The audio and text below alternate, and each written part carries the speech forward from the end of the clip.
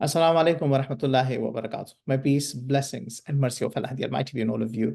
Welcome to yet another episode of Sub Minutes with Fidai, because it's not going to be in 5 minutes for sure. I want to talk about the World Cup, so it's going to take a bit of your time.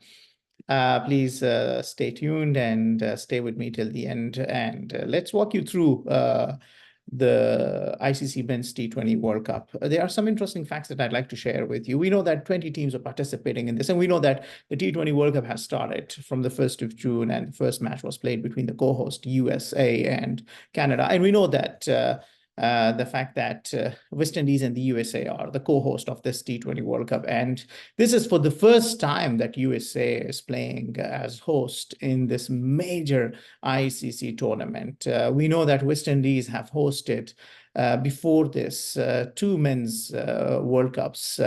One was the 50-over edition in 2007, and the other was a T20 World Cup in 2010. And you know that in 2010, England was the winner. Interestingly, there are 20 teams, as we said, and Ireland and Scotland made it through the European qualifier. Canada won the Americas qualifier. Nepal and Oman progressed from the Asia qualifier. Namibia and Uganda were the two qualifying teams from Africa, and Papua New Guinea won the East Asia Pacific qualifier. So the fact that there are in this T20 World Cup 20 teams, and they are divided into 4 groups of 5 teams each. And you know how the groups are. There are Group A, Group B, Group C, and Group D. So we know that in Group A, it is India, Pakistan, United States of America, Canada, and Ireland. And in Group B, it is Australia, England, and then Namibia, Scotland, and Oman. And in Group C is our wonderful Afghanistan, alongside West Indies, New Zealand, Uganda, and Papua New Guinea. And in Group D is South Africa, Sri Lanka, Bangladesh, Netherlands, and Nepal. That being said, the group stages are only as good for the top 2 to qualify for the next round. When the Super 8 starts, the teams have already been grouped and seeded, meaning that from group number 1, it is A1 as India and A2 as Pakistan. So that's one thing that the ICC has done, that, okay, we will say that these 2 teams qualify, and if they do, it is going to be A1 and A2. So if any team between these 2 does not qualify, say India does not qualify or Pakistan does not qualify, so any other team qualifying in their place will automatically become the A1 or A2. In the next group, it is B1 England, B2 Australia. In the next group, it is C1 New Zealand and C2 West Indies. So in this particular group C, say New Zealand does not qualify and Afghanistan qualify in place of New Zealand, so Afghanistan will be C1. Or if Afghanistan qualify in place of West Indies, it will be C2. That is how they have already been grouped and seeded. And in group D, they say D1 is South Africa and D2 is Sri Lanka. So that is a little bit of disrespect, in my view, to the teams that are not mentioned here, because they've just given it this number that, okay, A1 is this country and A2 is this country. And if any of these countries do not qualify, then the next team going forward will be taking their place. That being said, once the 8 teams are known, then they will be grouped into Super 8 in a way that Group 1 will be A1, which is India, that they say, B2, which is Australia, C1, which is New Zealand, and D2, which is Sri Lanka. And Group 2 will be A2, which is Pakistan, B1, which is England, C2, which is West Indies, and God forbid, West Indies or New Zealand. Sorry about that. I'm being a little biased, but I want Afghanistan to qualify for sure. And D1, South Africa. So that's how the groups have been into the Super 8. So this is what the format's been. And that being said, we know that so far the winners of the T20 World Cup are 2007 India, 2009 Pakistan when they beat Sri Lanka, 2010 England, 2012 and 2016 belong to West Indies. In between, 2014 belonged to Sri Lanka, 2021 Australia, and the defending champions are England, who won it again in 2022.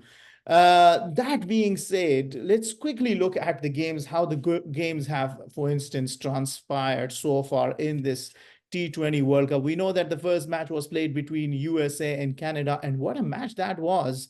It was because of the mistakes that Canada made cost them the match. Canada put together 194. USA went chasing it in 17.4 overs, made 197. And thanks to that wonderful innings of Aaron Johns, who completely changed the complexion of the game and chased it down superbly to give the first win to the co-hosts, the USA. The next match was between Papua New Guinea and West Indies. Papua New Guinea gave a little bit of a scare to West Indies. At one moment, it was like, will West Indies lose it to Papua New Guinea? Will Papua New Guinea be able to register their first win? But then, thanks to Chase, who stood for his name, the Chase, making sure that he brought West Indies successfully home. So in 19 overs, they chased down 137, which was not a big total, but sometimes these small totals can be really tricky. The next match between Oman and Namibia was already a wonderful game to watch. We know that in the history of the T20 World Cup in 2012, there were two super overs between Sri Lanka and it was between West Indies and New Zealand and Sri Lanka and New Zealand. Yeah, and Sri Lanka won it against New Zealand. West Indies won it against New Zealand. So New Zealand just fell short two times in the super over. But this time around in 2024, we once again witnessed a super over deciding the fate of the match, and Namibia scoring 21 runs in the super over was absolutely an outstanding story for their cricket. They'll be very happy with the win. And after that, there was this match between Sri Lanka and South Africa. It was played in New York. Now, the New York ground is being said to not so fit for cricket. There's uneven bounce. The batters are being hit with the ball because they cannot just anticipate how the ball is going to come onto them. And Sri Lanka, unfortunately, were only able to make 77 runs.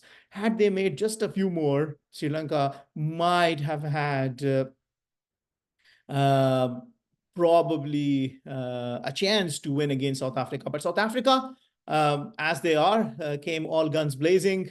Quentin de Kock playing a brilliant 20 plus, and then David Miller and Klaassen completing the show and scoring 80, completing it in only 16.2 overs. But then they should have, considering the net run rate and being in the groups, wanted to finish earlier, but they will take it. Afghanistan versus Uganda is the story that I'm very excited about. Afghanistan playing their first match in this T20 World Cup, coming on the back of some brilliant performance from the men's 50 overs World Cup in 2023, registering the victory and winning it by a margin of 125 runs. That gives them a very good net run rate boost. Their net run rate is now at 6.25 something. So that is the best net run rate so far any teams have among the teams that have played. And then Scotland versus England, that is a sad story. Scotland played brilliantly. A few mistakes. Mark Wood bowling that no ball, getting a wicket. He will have wanted one wicket in having given away 10 runs rather than having given away 11 and not taking the wicket. They preferred him over Topley and brought him in. He's a brilliant bowler.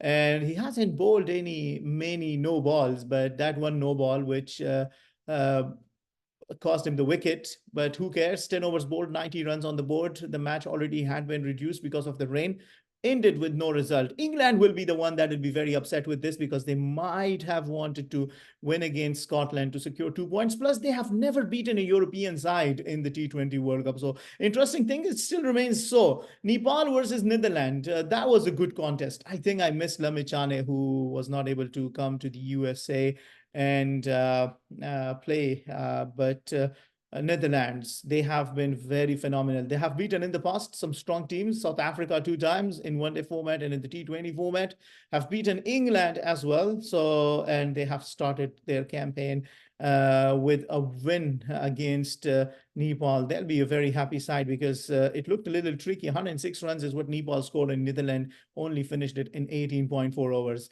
And then Ireland versus India, again in New York, again the uneven pitch, and again so much is that the wicket is doing, but then you have to appreciate the skills of the test cricketers.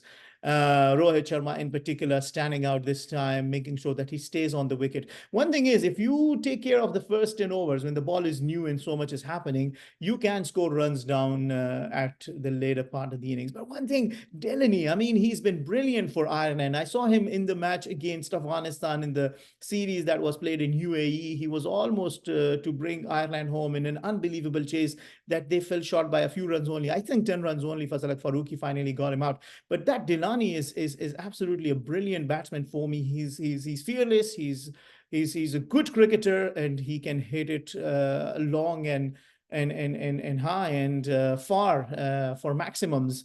I don't know, batting down the order at number 6, number 7. I don't know if that is really a justice to his skills or not. I would think that maybe he should come up the order and bat at number 4 or probably number 5. Papua New Guinea and Uganda, another history for the first time. Uganda registering a victory in the T20 World Cup. What a day that is. You make it to the T20 Men's World Cup and then you register your first victory. It was a tricky chase. 77 is what Papua New Guinea scored. And then you can think, what if they had scored just a little more? Maybe they would have won. But then Uganda winning it by 3 wickets with 10 balls remaining is what the story is. In Australia and Oman, I think that is the story. You need to look at it and learn from it. The fact that Australia built the innings, David Warner doing what the David Warner does, stays on the wicket, reads the condition, assists the conditions really nicely, and then alongside Marcus Stoinis. You don't want to give chances to the Australian batters. Stoinis getting a chance too.